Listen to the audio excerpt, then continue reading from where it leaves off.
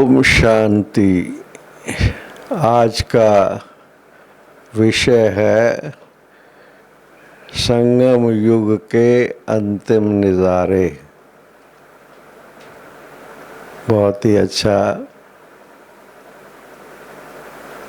कि ये संगम युग है, ये तो हम सब जानते हैं अच्छी तरह से। पुरुषोत्तम संगम युग है और बहुत ही कल्याणकारी। और ये भी हम जानते हैं कि ये बीज बोने का युग है।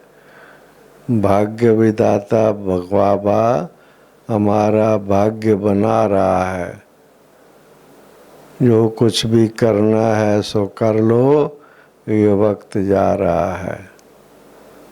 सारे कल्प में 5000 वर्ष में ये जो समय है लास्ट का, जिसको हम संगम युग कहते हैं। संगम युग का क्या भाव है हमारा? संगम युग का भाव ये है कि कलयुग का अंत का समय है और सतयुगी सृष्टि के निर्माण का कार्य हो रहा है। और वो सतयुगी सृष्टि के निर्माण का कार्य करने के लिए स्वयं निराकार परमपिता परमात्मा शिव साकार प्रजापिता ब्रह्मा के तन का माध्यम का आधार लेते हैं और वो आकर के फिर से इस पाप और कलयुगी सृष्टि को पुनः सतयुगी श्रेष्ठ दुनिया बनाने के लिए आकर के ब्रह्मा मुक्त का आधार लेके हमें ज्ञान और योग की शिक्षा देते हैं। ज्ञान माना समझ। कौन सी समझ? पहले पहले अपने आप की स्वयं की पहचान, जिसे हम कहते हैं अपने आप को जानना कि मैं कौन हूँ। अंदर में बाबा ने सबसे पहला पाठ आत्मा का, कि बच्चे ये 5 तत्व का शरीर धारण करके, ये शरीर विनाशी और परिवर्तनशील है। आप आत्माएं अजर अमर अविनाशी आप आत्मा हो। और देह और का संबंध का देह का आधार लिया है तो देह के साथ देह के संबंध भी हैं, वो भी है हमारा। तो ये जो सब बाप से बाबा ने आके समझ दिया कि बच्चे ये संसार नाटक है, ड्रामा है, हम पाठधारी हैं। हमारी यात्रा शुरू हुई है सतयुग की सृष्टि आदि से, जब हम परम धाम से अपने घर में से पहले सतयुगी सृष्टि में आए। शिव बाबा ने बताया कि बच्चे उस समय आपकी कैसी स्टेज थी, जिसे गोल्डन एज कहते हैं। सतयुगी दुनिया सतो प्रधान स्टेज आत्मा की रहती है। सर्वगुण संपन्न 16 कला संपूर्ण, संपूर्ण निर्विकारी मर्यादा पुरुषोत्तम अहिंसा परमो धर्म।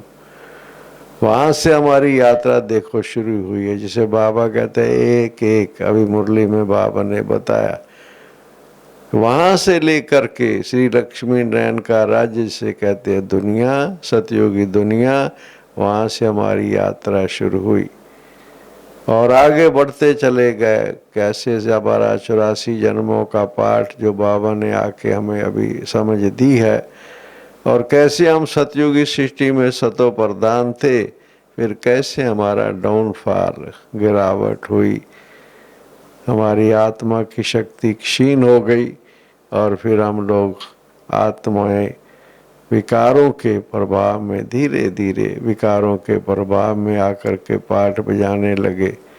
तो हमारे कर्म विकर्म का तक जमा होने लगा। अब वो सब चीज़ें बढ़ती चली गई और एकदम तमो प्रधान की स्टेज आ गई।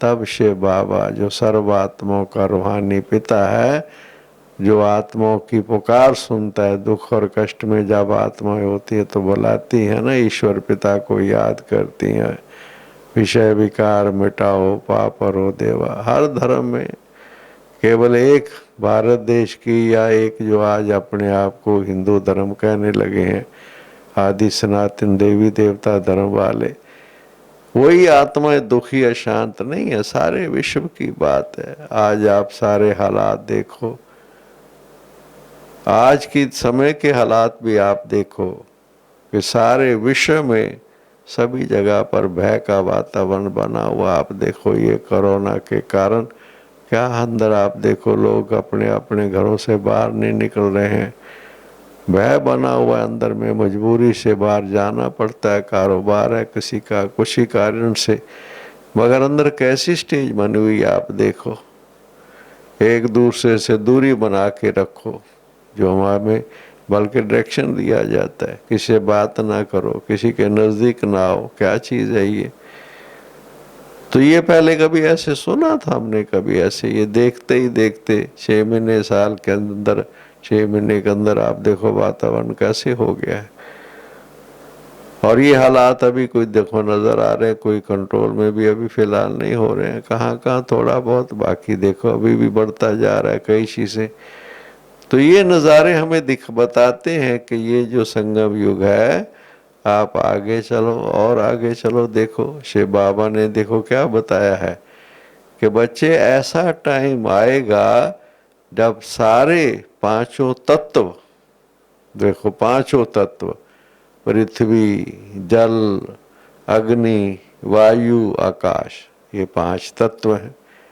और पांचों विकार, काम, क्रोध, लोभ, अहंकार, और इनके भी अनेक आगे अंदर कितने सूक्ष्म रूप है विकारों के, एक एक विकारों का भी बहुत बड़ा जाल है आगे। तो प्यारे बाबा ने हमें पहले ही समझा दिया है कि बच्चे ऐसा टाइम आने वाला है जब ये सारे तत्व और सारे विकार विकराल रूप का धारण करेंगे। अंत के समय एकदम माया अति विकराल रूप धारण करेगी। समझना भी मुश्किल हो जाएगा कि ये बाबा शिव बाबा है या माया है, अंदर में ऐसी स्टेज आ जाएगी। और प्यारे बाबा ने ये भी बताया कि बच्चे ऐसा टाइम, अंत के सीन, अंत का सीन क्या होगा, दोनों चीजें होगी। आप देखिए अंत में जो संगम युग के अंत के सीन है, दोनों चीजें होंगी, प्रत्यक्षता भी होगी और पश्चाताप भी होगा। दोनों चीजें होने वाली हैं। प्रत्यक्षता भी हो रही, आज आप देखिए हमारे आज कितने भाई बहने हैं, परिवार में भी रह रहे हैं, सेवा केंद्रों पर भी हैं, देश विदेश में भी हैं, कितने देशों में कितने भाई बहने आज शिव बाबा को प्रत्यक्ष करने के लिए। प्रत्यक्षता का भाव क्या है कि सबको ये बताने के लिए, सही समझ देने के लिए, बाबा की प्रत्यक्षता का क्या मायना है, बाबा का मैसेज क्या है, जो बाबा कहता है बच्चे हर एक को जाके बाबा का ये संदेश दियो। क्या संदेश है कि सही नॉलेज, जो आज ब्लाइंड फेथ है, अंधकार है, कितनी कितनी बुरी आदतों में, किसी किसी अंधविश्वासों में दुनिया आज क्या हाल है, कितने कष्ट में है, विकारों के कारण कितना कष्ट है, ये सब चीज़ें हैं। तो बाबा कहता है बच्चे उनको सही समझ दो। पहली चीज़ क्या चीज़ है? पहली चीज़ है किसी को अपने बारे में पता तो लगे कि मैं आत्मा हूँ, मेरा आदि अनादि स्वरूप शुद्ध और शांत है, मैं ईश्वरीय संतान हूँ। देखो गीत तो गाते रहते ना, तुम्हें माता से पिता, तुम्हें तुम मात पिता, हम बालक तेरे, गॉड फादर। देखो कहते तो है ना, परम पिता परमात्मा। तो ये जो अंदर में अंदर विश्वास तो है ना सबका कि ईश्वर पिता है हमारा, हम उसकी संतान हैं। तो ये जो समझ, अगर ये बात थोड़ी जो कह रहे हैं, पर कौन है आज जिसको ईश्वर कहते हैं, गॉड कहते हैं, परमात्मा कहते हैं, भगवान कहते हैं, वाहिगुरु कहते हैं, कौन है वो? है कौन? आप देखिए किसी को भी, आप किसी से पूछिए, जो भी लोग ईश्वर में विश्वास रखने वाले भी है ना, आप जाकर के पूछिए तो क्या कहेंगे? आप कहेंगे भी आप ईश्वर को जानते हैं? भाई आप ईश्वर को जानते हो, भगवान को हाँ क्यों नहीं जानते हैं, वो सर्वव्यापक है, सब जगह पर है। देखिए क्या चीज़ है अंदर में, ये नॉलेज को नॉलेज कहेंगे, समझ कहेंगे। एक तरफ कहेंगे वो मेरा पिता है, एक तरफ कहेंगे हेवनली गॉड फादर है, एक तरफ वो कहेंगे पार ब्रह्म परमेश्वर तुम सबके स्वामी। देखिए एक तरफ क्या बोल रहे हैं, फिर क्या कह रहे हैं, वो सब में है। एक तरफ कह रहे हैं ये महात्मा है, ये पाप आत्मा है, ऐसे कहते हैं। ये तो जी बहुत पहुंचे हुए ऋषि मुनि हैं। अच्छा, सर्वव्यापक का क्या मायना फिर? इसका मायना महात्मा अलग है और पाप आत्मा अलग है, पुण्य आत्मा अलग है। परमात्मा, परम सुप्रीम सोल, तो सुप्रीम सोल का क्या मायना? अगर सब में ही भगवान है, सब में ईश्वर है, तो सुप्रीम सोल का क्या मायना? क्या मायना, उसका क्या भाव है फिर? परमात्मा एक है, आत्मा अनेक है, क्या मायना, इसका भाव क्या है? अगर सब में है तो सारे ही परमात्मा हो गए फिर आत्मा परमात्मा अलग रहे बहुकाल। सुंदर मेला तब हुआ जब सतगुरु मिले दलाल, क्या भाव है इसका? ये जो गीत गाते हैं अलग है ना। ईश्वर को कहते हैं हे भगवान जी, ईश्वर पिता जी हमें दर्शन दो भगवान, हम तेरे दर्शनों के, ये नैन तेरे दर्शनों के प्यासे हैं, क्या गीत गाते हैं। तो इसका क्या भाव है? इसका मैंने समझ नहीं है ना, है ही नहीं समझ। कभी कुछ कह रहे हैं, कभी उसको ईश्वर को क्या समझ रहे हैं, कभी क्या बोल रहे हैं। तो ये जो समझ है, जैसे बाबा आकर के कह रहा है कि बच्चे ये हारे को समझ दो, ये शिव बाबा का संदेश समझ दो कि आप आत्माएं हैं, ईश्वरीय संतान हैं, और पाठ बजाने के लिए आपने ये शरीर धारण किया है, पाठ बजाने के लिए। और ये भी समझ दो सबको कि आप सतयुग की सृष्टि के आदि में आपका आदि अनादि स्वरूप क्या है। ये समझ दो कि आप सो हम कहते रहते, हम सो हम, पर कहते हम सो हम है ना, हम परमात्मा परमात्मा, हम कैसे समझ लेते हैं। उनको सही समझ दो कि हम सो हम का क्या भाव है, कि हम वही आत्माएं हैं जो सतयुग के आदि में सृष्टि पर सतो प्रधान अवस्था में पाठ बजाने के लिए आए थे, और पाठ बजाते बजाते आज हमारी क्या स्टेज हो गई है। तो ये समझ देने से ना, जब समझ मिलती है, knowledge is light, knowledge is power कहते हैं।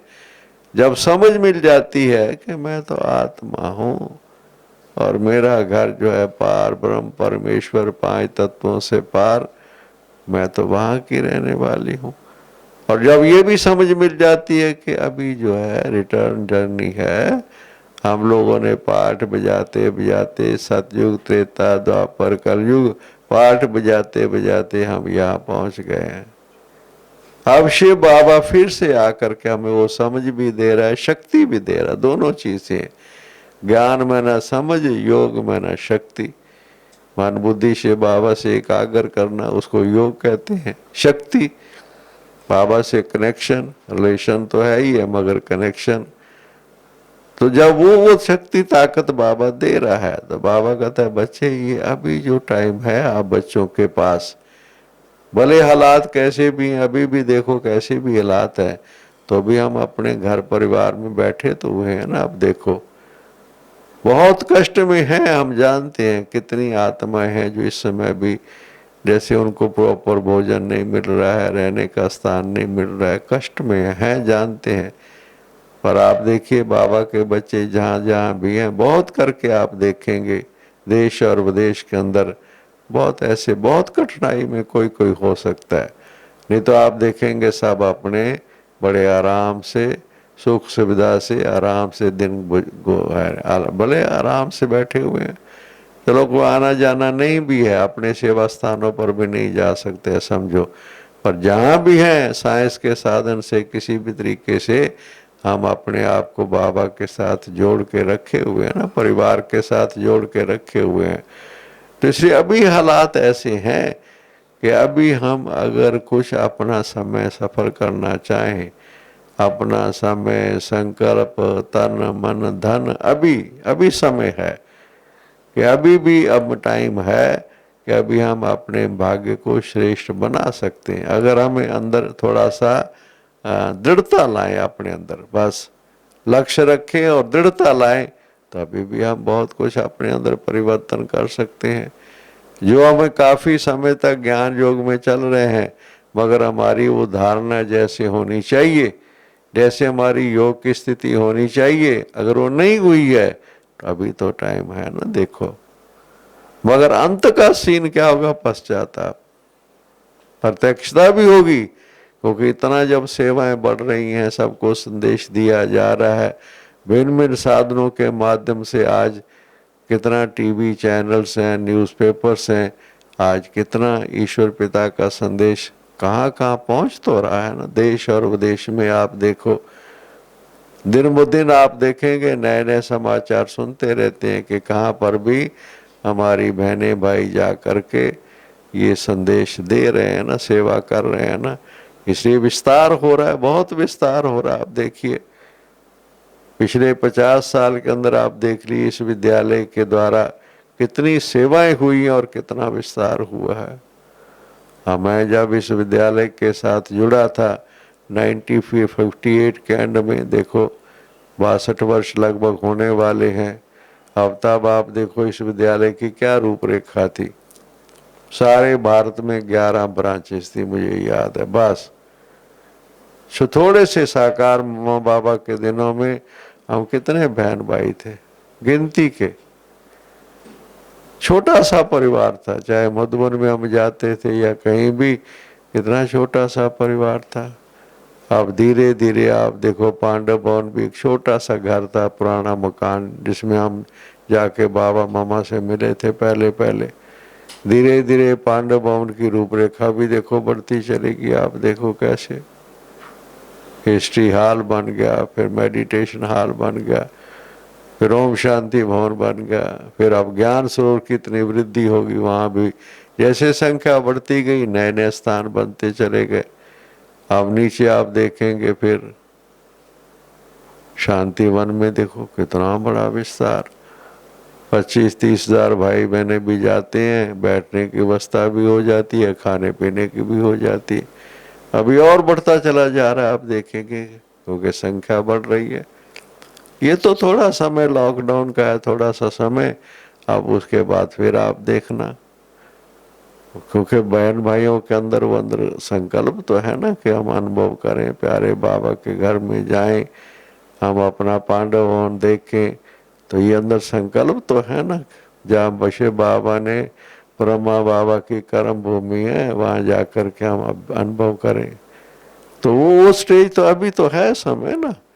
अभी आप देखिए, कोई चाहे अपना तन मन धन सफल करना, अभी समय है। देखिए आप अपना भाग्य बनाना, कोई चाहे कितना भी भाग्य बना सकता है, आवश्यकता भी है। अभी आप देखिए यज्ञ में, स्थापना के कारोबार में अभी कई अपना सफल कर रहे हैं, तो अच्छा है ना ये सब चीजें।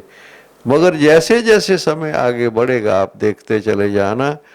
प्यारे बाबा ने कहा है, बाबा ने कहा बच्चे ऐसा टाइम आएगा जब लोग सफल करना चाहेंगे, पर बाबा का करने बच्चे अब जरूरत नहीं है। तन मन धन भी अगर कोई चाहेगा अपने, आज कितने लोग अपना स्थान देना चाहते हैं बाबा के कार्य के लिए, गिफ्ट देते हैं बाबा के कार्य के लिए। कितने जगह पर कितने समाचार हैं, लोगों ने अपना स्थान दिया है बाबा को, अपना कईयों ने मना के बाबा के लिए स्थान दिए, ऐसे भी बहुत हैं।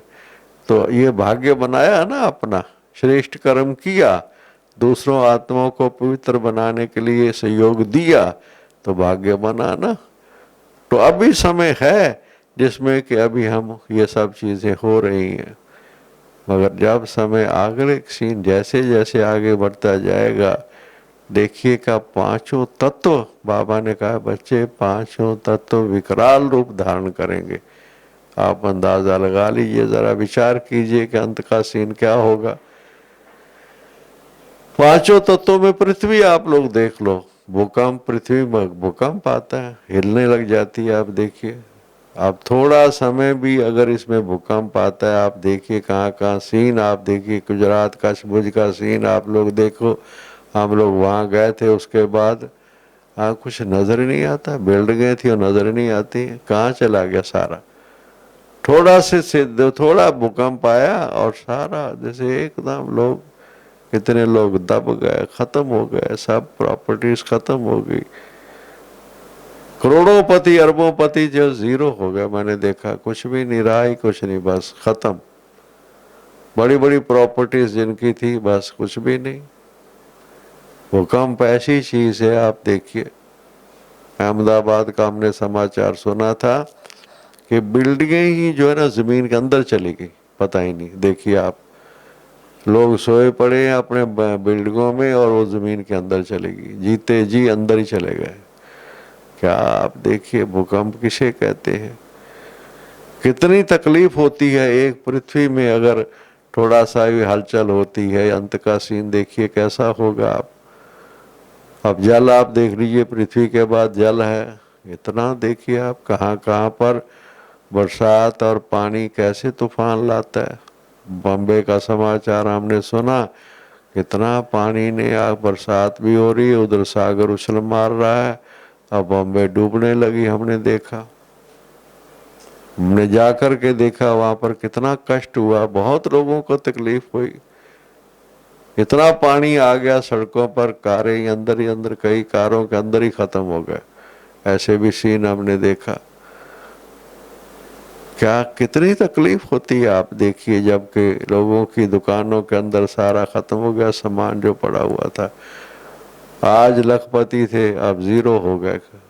ये जल ऐसी चीज है, जब ये आता है, आप सुनामी और हफ्ते आपने समाचार सुना होगा, इतना जबरदस्त सागर में तूफान आता है कि आसपास वाले खत्म हो जाते हैं, कुछ भी नहीं, सब कुछ खत्म।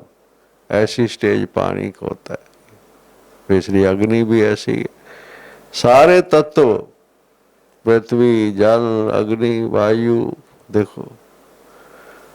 तो ये सारी चीजें अंत के सीन बाबा ने पहले बताए हुए हैं। बच्चे ऐसा समय आने वाला है, उसकी आप तैयारी करो पहले से। दे और दे के संबंध से उपराम हो जाओ। तैयारी क्या, हमें क्या तैयारी करनी है। जिसे बाबा पहला पाठ पढ़ा रहा है कि आप आत्मा हो, आत्मक स्थिति, बस लगाव झुकाव नहीं किसी चीज में नहीं। दुख कष्ट तब होगा जब हम अपना समझेंगे। हम पहले से ही तैयार बैठे हुए हैं, बस दुख तकलीफ का एक ही होगी। अपना समेट करके हम बैठे हुए हैं, तो हमें जाने में क्या तकलीफ है।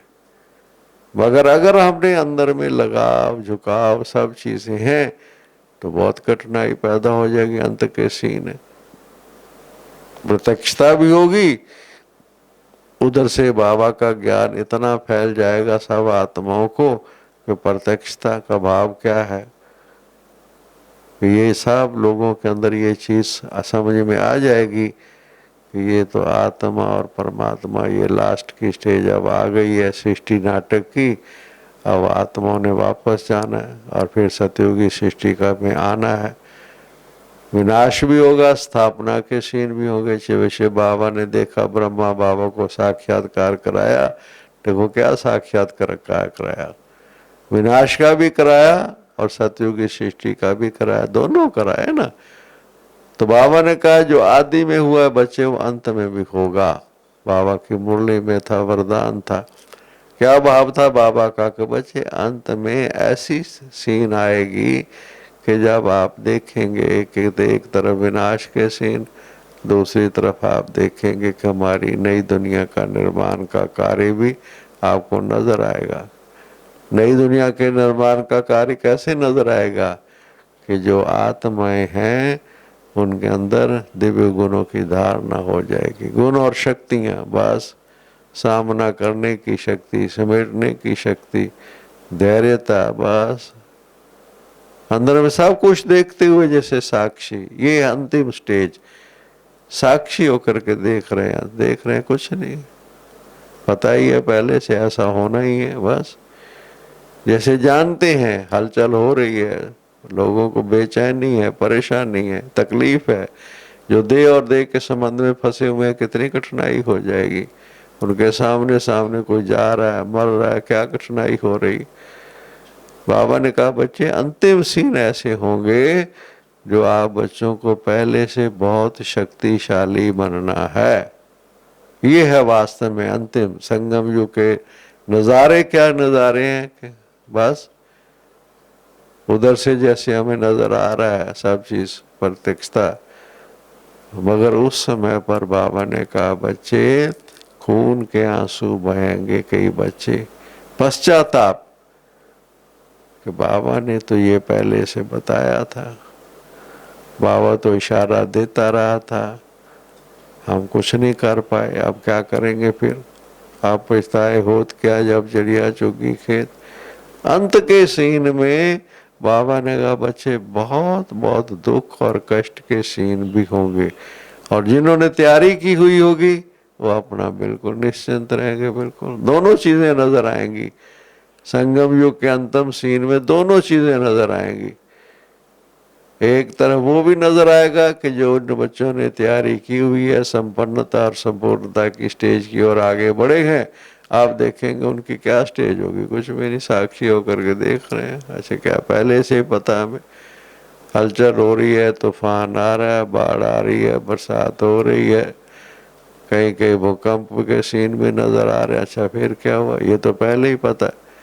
यही तो परिवर्तन है। परिवर्तन और किसे कहते हैं। ये पाप की दुनिया खत्म नहीं होगी तो सत्युग की सृष्टि कैसे आएगी फिर। बाबा ने कहा इतनी जनसंख्या ना पहले थी ना होगी।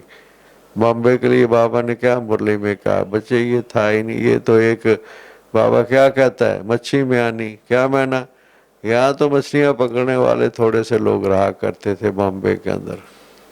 कोई ऐसा समय भी था पहले जब बॉम्बे क्या था, और बॉम्बे अब क्या हो गया। अब सागर के अंदर आप देखो कि सागर को सुखा करके बिल्डिंगें बनाई हैं, बाबा कहता है ये वापस सागर ले लेगा अपनी जगह, देखो क्या होगा फिर। तो ये बाबा पहले से इशारा दे रहा है, केवल बॉम्बे के लिए, हर जगह के लिए भी देखो बाबा कह रहा है। ये जो कुछ हमें दिखाई दे रहा है, इतना बड़ा विस्तार, इतना बड़ा विस्तार, चाहे धर्मों का, चाहे जाति पंथ का, चाहे भिन्न भिन्न प्रांतों का, भाषाओं का, क्या क्या देखो विस्तार हो गया है। 5000 साल और उसको सिमट जाना है। फिर आप देखिए कहाँ करोड़ों की संख्या, आप देखो कितने करोड़ है। अब कोई 600 कहता है, कोई 700 कहता है, इतनी जनसंख्या, और कह रहा है कि बाबा क्या कहता है 10 लाख बच्चे। उस दिन मुरली में क्या कह रहा था, 10 लाख भी नहीं, 9 लाख है बच्चे, मिलियन से भी कम है, मिलियन में ना 10 लाख। बाबा कह रहा था नहीं उससे भी कम। देखो वाणी में बाबा, शिव बाबा की मुरली है क्लियर, कितनी जनसंख्या, भारत रह जाएगा बस। ये सारे बाबा कहता है आपके ये घूमने के स्थान बन जाएंगे। तो जरूर परिवर्तन होगा ना, इतना जबरदस्त परिवर्तन होगा, जो सारे देश जो आपको नजर आ रहे हैं वो आप रहेंगे ही नहीं। आप देखिए क्या चीज है, कहाँ चले जाएंगे ये सब। इसलिए अंत का सीन आप देखो कि अंदर में जब परिवर्तन होगा तो ये सब कहाँ चले जाएंगे। जब भूकंप में या पानी में अंदर जाएंगे तो आत्माओं का क्या हाल होगा, दुख और कष्ट का कितना सीन हो गया, आप अंदाजा लगाओ। शरीर तो छूटेंगे पर अंत में क्या होगा। बाबा कहता है विनाश भी होगा, फिर बच्चे तूफान बरसात ऐसे कुछ सीन बाबा बता रहा है, सफाई भी हो जाएगी, साथ साथ ही सफाई हो जाएगी बस। उसके बाद प्रकृति फिर सतयुगी बन जाएगी। इतनी बड़ी बाबा ने मुरली में कहा कि इतनी बड़ी खाद सृष्टि को मिलेगी। आप देखो फिर उसके बाद सतयुगी सृष्टि कैसे हो जाएगी, हमारी प्रकृति कैसे हो जाएगी,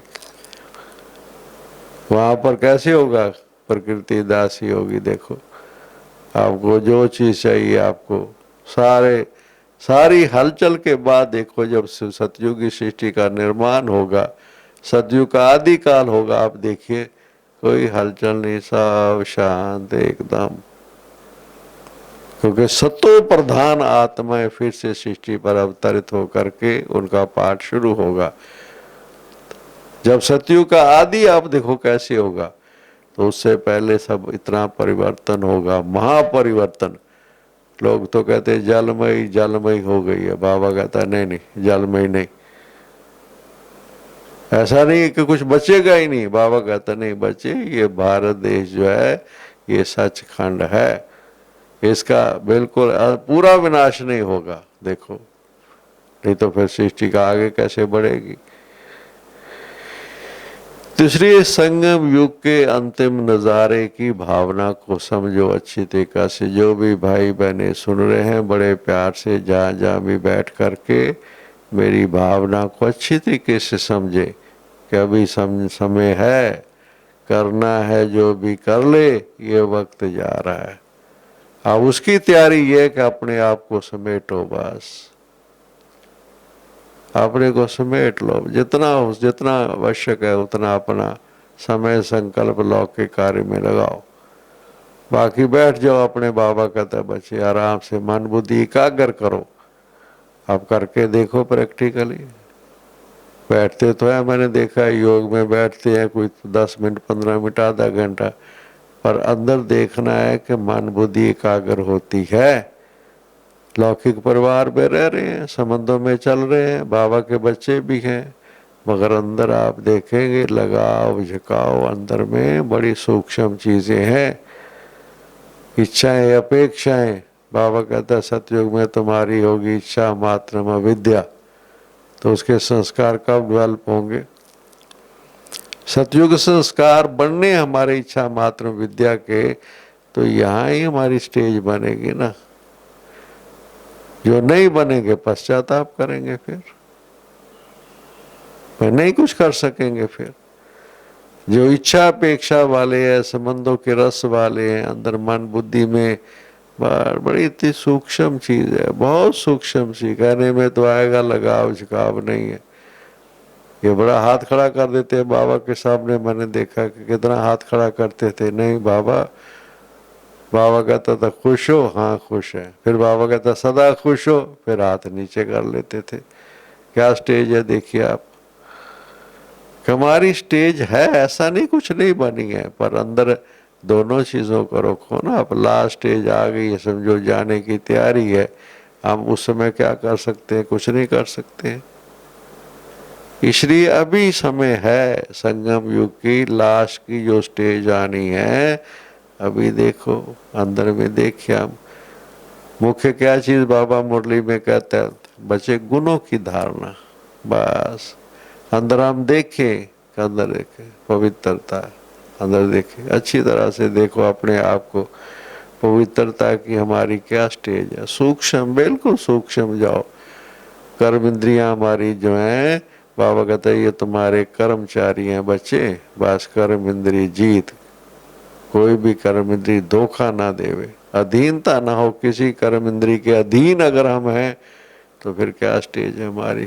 फिर तो अंदर में कितनी तकलीफ हो जाएगी। फिर अगर अभी हमने कर्म इंद्रियों को कंट्रोल नहीं किया, अंत के समय कितनी तकलीफ हो जाएगी फिर। इसलिए पवित्रता, सत्यता, एकदम बस सच्चाई। इसलिए हम करें क्यों? गलत क्यों करें? अपने पास क्या रखे, छुपा करके ऐसे करके कई दफा कई करते हैं। मैं कहता हूँ अंदर झूठ, ठगी, हेरा फेरी क्या चीज है ये? आत्मा तो अशुद्ध है ना अंदर में। आत्मा शक्तिशाली स्टेज नहीं है। सत्यता और पवित्रता आत्मा की स्टेज है, शक्तिशाली स्टेज। अगर ये हमारे अंदर क्वालिटी नहीं है अंदर में सत्यता की, तो अंदर में क्या चीज है फिर? तो वीकनेस है ना, अंदर कमजोरी है ना। अब अमृत वेले भी उठते हैं, मुरली भी सुनते हैं, खान पीन भी शुद्ध करते हैं, मगर अंदर जो छोटी मोटी कमजोरियां हैं हमारी शक्ति को तो माइनस कर देती है ना। बाबा कहता है जमा का खाता देखो, प्लस का थोड़ा है, जमा माइनस का भी हो जाता है कई दफा। अंदर देखो, आप बाबा को सामने रखो। योग का क्या मायना? योग किसे कहते हैं? मैं आत्मा हूँ, ज्योति बिंदु, वो तो ठीक है। योग का मायना है आप बाबा के सामने बैठो, आंखें खोल के बैठो और बाबा को देखो और बाबा से अंदर में संकल्प करो, बाबा मेरा चार्ट मुझे दिखा। कई दफा अपने चार्ट का ही पता नहीं कईयों को। अंदर समझते हम तो बिल्कुल ठीक है, बल मैंने देखा है जिसके अंदर कमियां कमजोरियां भी हैं, समझते हम तो ठीक ठाक है, हमारा चार्ट तो बहुत अच्छा है। अंदर क्या चीज है? मैंने समझ नहीं है, इतनी नॉलेज नहीं है। जैसे कहता है बाबा, कहता है क्लीन एंड क्लियर बुद्धि। बुद्धि तो अंदर मेन चीज है ना। रियलाइजेशन पावर किस में होती है? अगर बुद्धि में वो शक्ति नहीं है, अंदर में वो जैसे प्योरिटी की स्टेज नहीं है, तो रियलाइजेशन क्या होगा फिर? इसलिए अंत के समय में होगा फिर। आज भले किसी को रियलाइजेशन अपना नहीं हो रहा और परिवर्तन नहीं हो रहा है, अंत में ये होगा। अंत में ऐसे हालात हो जाएंगे कि अपना रियलाइजेशन होगा, सच्चाई स्पष्ट हो जाएगी बिल्कुल। उसको कहते हैं अंत के सीन। बिल्कुल उस वक्त हमारी मन बुद्धि वैराग्य के कारण, अभी पुरुषार्थ से हमारी मन बुद्धि में परिवर्तन हो रहा है, और लास्ट में वैराग के कारण मन बुद्धि में परिवर्तन होगा। वैराग के कारण, पश्चाताप के कारण, वो रियलाइजेशन अलग है जो बाबा कहते हैं बचे नहीं। धर्मराजपुरी में बच्चे रियलाइजेशन के बिना सजा कैसे दी जाती है? बाबा सुनाता है ना मुरली में।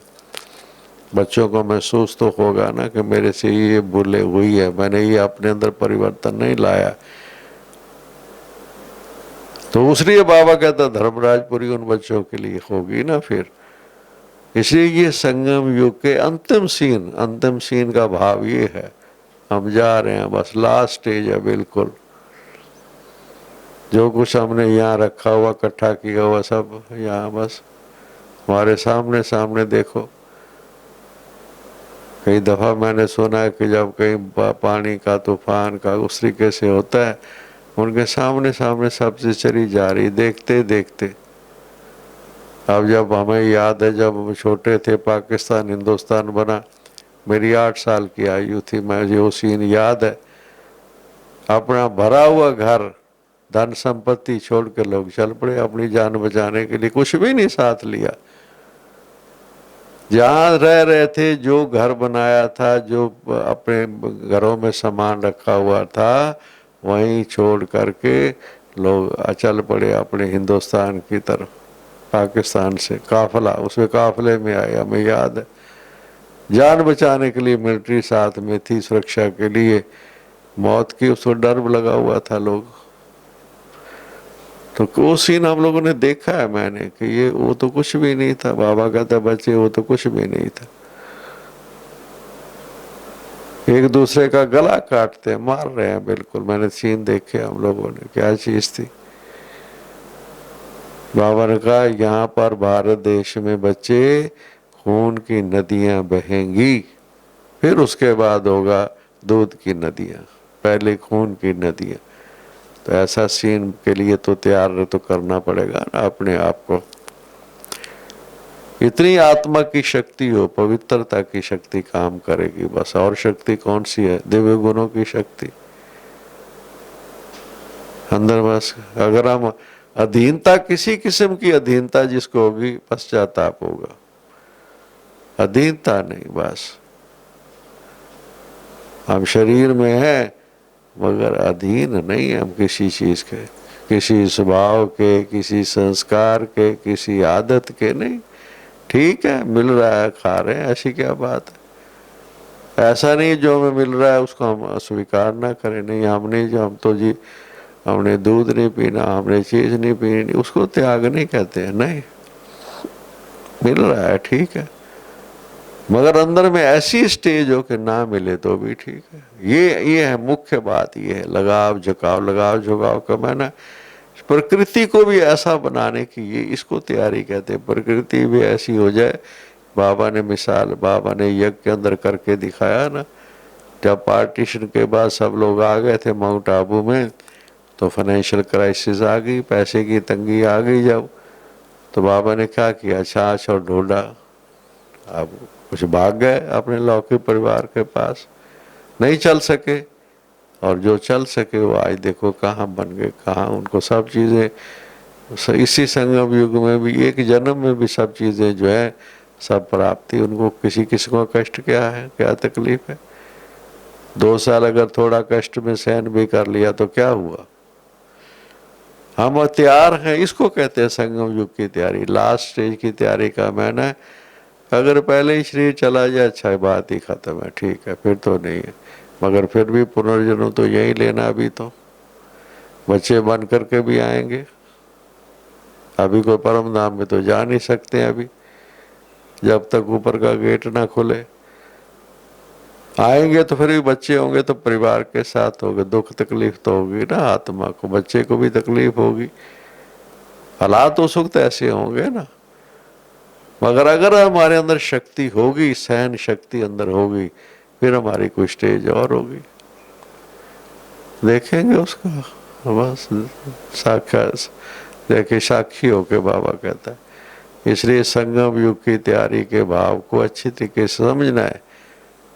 प्रत्यक्षता भी पश्चाताप भी, दोनों शब्द याद रखो। प्रत्यक्षता भी होगी, बाबा की प्रत्यक्षता भी होगी, बच्चों की प्रत्यक्षता भी होगी, हमारी स्थिति की प्रत्यक्षता भी होगी। इसको प्रत्यक्षता कहते हैं।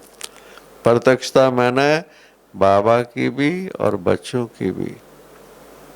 जिन बच्चों ने त्याग तपस्या की जीवन और अपने साधना की जीवन, और उनकी प्रत्यक्षता भी तो होगी नहीं। बाबा कहता है यही प्रत्यक्षता हो जाएगी, बच्चे माला यही बन जाएगी। बस भविष्य पद का भी साक्षात्कार लास्ट में हो जाएगा।